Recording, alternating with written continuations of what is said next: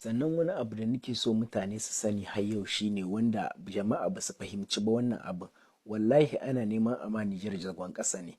Ganin cewa an shigo an saci arzikin zinare, an saci arzikin mai, an saci iranium, an saci kalakar, an saci duk wani sauran kayan ma'adanai da Nijar take da shi. Saboda in kun duba a yau sakataren harkokin wajen Amurka a yau kira na uku yake ma ECOWAS kenan.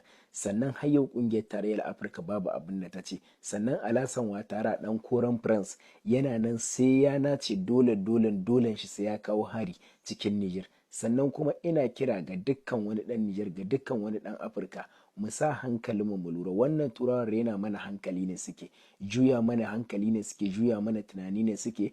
Sun zo sun sace mana dukiyoyi, sun maida mu mabarata, sun maida mu matalauta. Kullum sai dai mu zama muna neman taimako a gurinsu.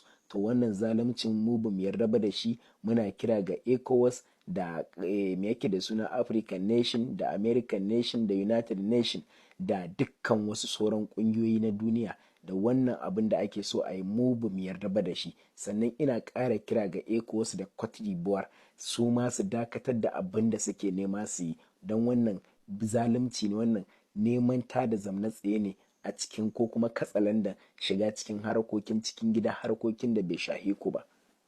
Sannan kuma kirana ga ɓangarorin Nijar dukanmu, ba ɓangaren Bazum ba kake, ko ɓangaren Cani, ko ɓangaren Hamma Ahmadu, ko ɓangaren Mamman Usman, ko ɓangaren MNSD Nasara, ko ɓangaren Albade Abuba, ko ɓangaren wa kake. Ina kira da duk wani ɗan Nijar ya sa hankalin shi ya lura, ya sani wannan abin wanda ake fama a yi wallahi shiryayya ce tun daga farko aka yi ta.